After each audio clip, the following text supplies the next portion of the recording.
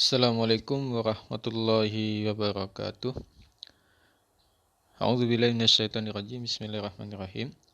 Alhamdulillahirabbil alamin. Wassalatu wassalamu ala asyrafil anbiya'i wal mursalin wa ala alihi wa sahbihi ajma'in. Amma ba'd.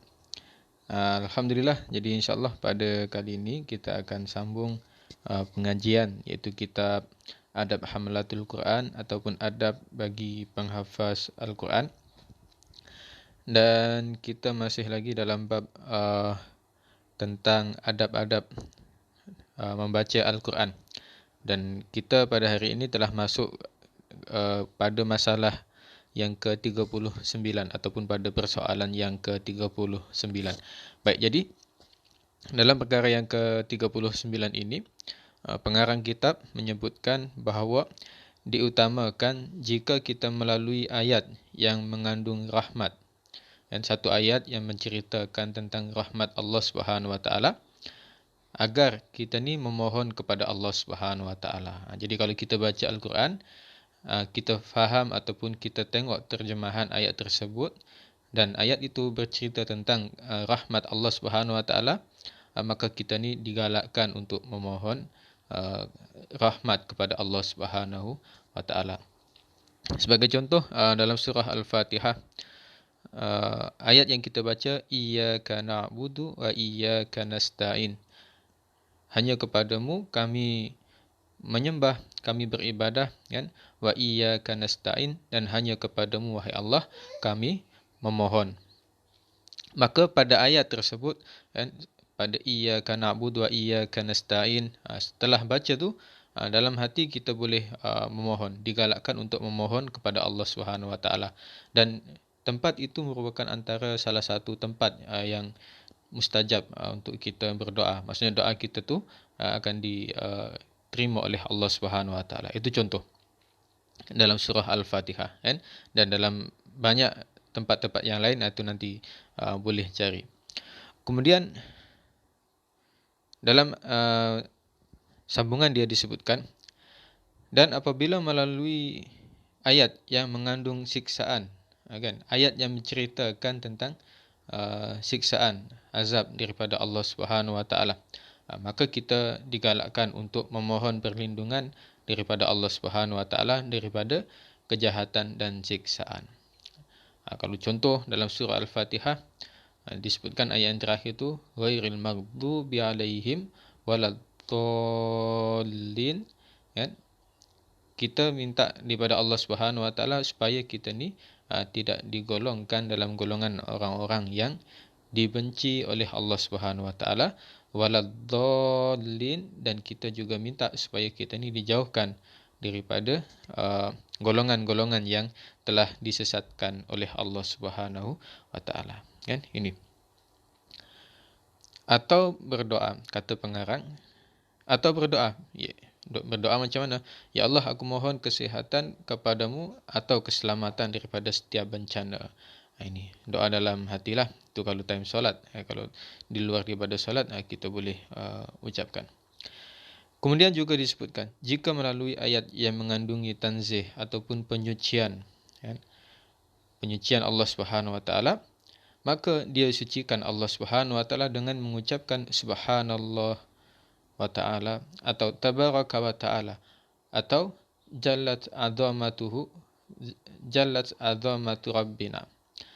Ayat yang berkenaan tentang tanzih ataupun penyucian, sebagai contoh dalam surah Al-Isra, permulaan dia, Allah Subhanahu Wa Taala mulakan dengan ayat subhanallazi asra bi 'abdihi lailan, kan? Maha suci Allah Subhanahu Wa Taala yang telah memperjalankan hamba-Nya pada waktu malam. Itu contoh ayat yang mengandungi tanzih ataupun penyucian. Maksudnya Allah Subhanahu Wa Taala memuji zat Allah Subhanahu Wa Taala. Subhanallazi, kan? Itu ayat dia. Maka dalam ayat tersebut kita digalakkan untuk mengucapkan subhanallahi wa ta'ala. Setelah baca itu selesai tu, satu ayat tersebut, kita disunatkan untuk membaca subhanallahi wa ta'ala. Ini. Jadi ini adalah perkara yang ke-39 dalam adab-adab kita membaca Al-Quran.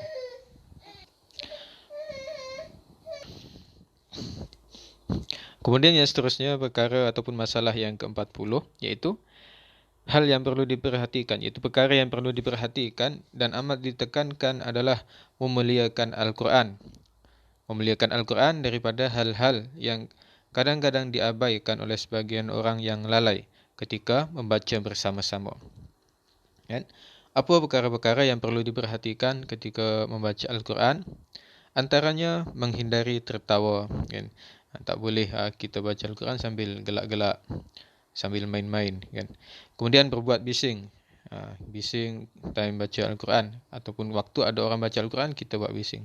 Tak boleh. Ataupun bercakap-cakap di tengah pembacaan. Kan? Ketika baca Al-Quran, kita sambung dengan perbualan yang lain. Itu tak boleh, kecuali perkataan yang perlu diucapkan. Melainkan kalau guru sedang mengajar ataupun kita sedang mengajar kepada orang lain, itu boleh.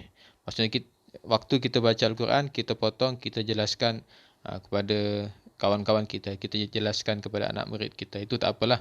Sebab ucapan ataupun perkataan tersebut adalah perlu diucapkan kerana kita sedang belajar tentang Al-Quran.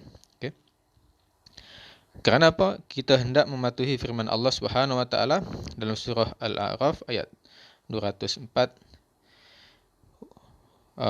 Dalam ayat ini disebutkan wa idza quri'al Qur'anu fastami'u lahu wa ansitu la'allakum turhamun. Dan apabila dibacakan Al-Quran, maka dengarkanlah baik-baik dan perhatikanlah dengan tenang agar kamu mendapat rahmat. Itu tujuan dia. Ketika kita mendengar bacaan Al-Quran, kita dengarkan dengan baik-baik dan kita perhatikan supaya kita ni mendapat rahmat. Kemudian hendaklah dia mengikuti yang diriwayatkan oleh Ibnu Abi Daud daripada Ibnu Umar radhiyallahu an, bahawa apabila membaca Al-Quran, dia tidak bercakap hingga selesai. Kan? Hadis ini juga diriwayatkan oleh Al-Bukhari dalam sahihnya dan dia berkata, tidak bercakap-cakap hingga selesai membaca.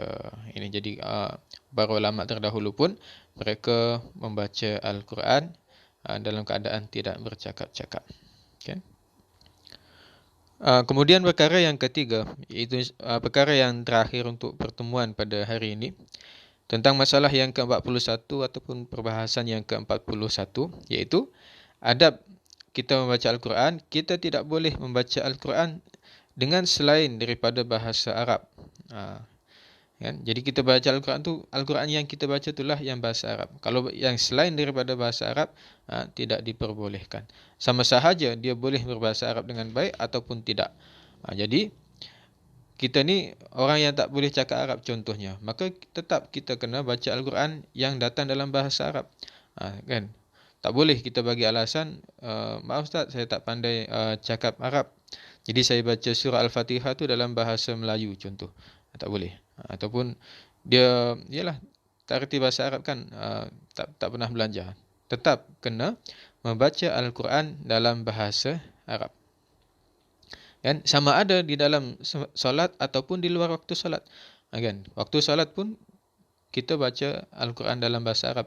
Di luar waktu salat pun sama. Walaupun kita tak pandai bahasa Arab sekalipun, tetap wajib membaca Al-Quran itu dalam bahasa Arab.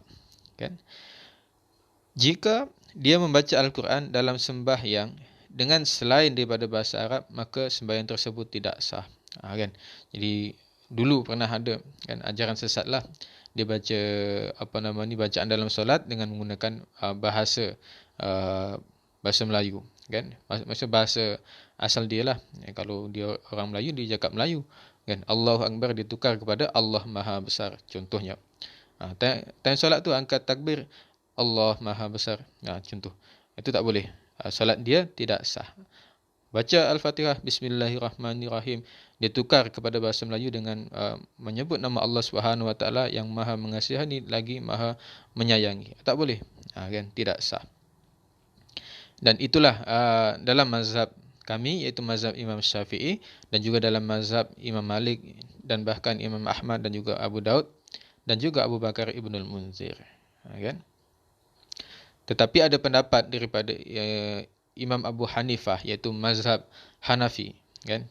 Berkata diharuskan, maksudnya boleh membaca dengan selain daripada bahasa Arab dan sembahyang dia sah. Ini Imam Abu Hanifah daripada mazhab Hanafi. Tapi tak bolehlah kita bawa dekat tempat kita ni. Sebab kat Malaysia ni dia ikut mazhab Imam Syafi'i, kan? Kemudian ada pendapat daripada Abu Yusuf dan Muhammad berkata, boleh bagi orang yang tidak baik bahasa Arabnya dan tidak boleh bagi orang yang membaca bahasa Arab dengan baik. Ini ada ulama yang berkata, menyatakan pandangan, kalau bahasa Arab dia tu baik, kan, dia bacalah, bolehlah. Tapi kalau bahasa Arab dia tu tidak baik, maka dia boleh membaca dengan bahasa yang dia boleh faham. Tetapi ini adalah pendapat yang terpencil, kan. Cuma secara umumnya dalam perkara yang ke-41 ini kita kenalah membaca Al-Quran dalam bahasa Arab walaupun kita ni tak pandai bahasa Arab. Ini adalah pendapat yang sahih, pendapat yang lebih jelas, kan, yang berbanding pendapat-pendapat yang kita sebutkan yang agak agak terpencil tadi. Jadi itu adalah 3 perbahasan daripada kitab Adab Hamlatul Quran pada kali ini, dan insya-Allah kita akan sambung pada masa yang akan datang. Jika ada persoalan nanti boleh tanyakan. Sekian aku qouli hadza, astaghfirullahaladzim li wa lakum wa liwalidina wa liwalidikum. Assalamualaikum warahmatullahi wabarakatuh.